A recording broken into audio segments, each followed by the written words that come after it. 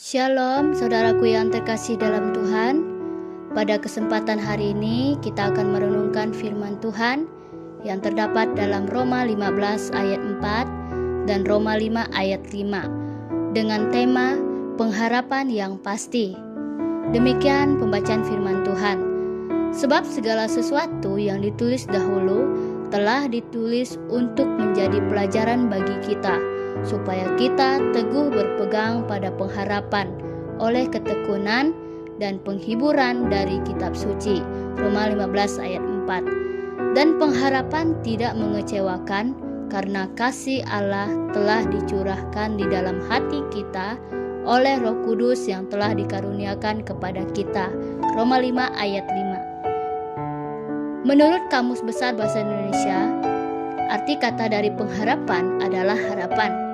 Pengharapan berasal dari kata dasar harap, sehingga dapat kita simpulkan pengharapan adalah suatu kepastian yang tidak dapat berubah atau pengharapan yang nyata terjadi. Dalam hidup ini, setiap orang pasti selalu mengharapkan yang terbaik yang terjadi, yaitu selalu sehat, diberkati, panjang umur, dan banyak lagi keinginan yang kita harapkan. Hal ini membuat kita dengan berbagai cara untuk mendapatkan sesuatu yang pasti. Namun terkadang tidaklah selalu demikian. Apa yang terjadi dalam hidup kita justru sesuatu yang tidak kita harapkan. Sesuatu yang tidak kita harapkan sering membuat kita kecewa, bahkan marah dengan keadaan, terlebih kepada Tuhan. Namun sebenarnya tidak perlu kecewa, karena Tuhanlah pengharapan yang pasti dalam hidup kita. Tuhan yang telah berjanji pasti akan selalu ditepati.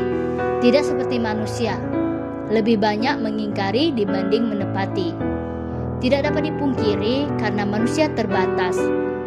Oleh karena itu, kita harus berharap kepada Tuhan yang menciptakan kita. Saudaraku yang terkasih dalam Tuhan, pada kesempatan hari ini, pesan penting tentang pengharapan yang pasti. Yang pertama, tetap berpegang teguh kepada Tuhan yang memberi harapan pasti. Saudaraku yang terkasih, untuk menemukan pengharapan pasti yang Tuhan janjikan, maka sangat perlu kita berpegang terus kepada Tuhan. Sehingga ketika kita mendapat masalah yang terjadi, kita tidak gampang menyerah. Dan yang kedua, tetap optimis apapun yang terjadi. Masalah datang dalam hidup kita bukan untuk dihindari, tapi untuk dilewati bersama dengan Tuhan. Masalah hidup kita berbeda dan memiliki porsi masing-masing. Oleh sebab itu, harus andalkan Tuhan dan sikap kita harus tetap optimis. Dan yang ketiga, tetap menghidupi firman Tuhan. Fondasi orang percaya tidak mudah kecewa terhadap keadaan, dan pemberi pasti adalah pengharapan yang Tuhan sediakan bagi kita yang mau datang kepadanya.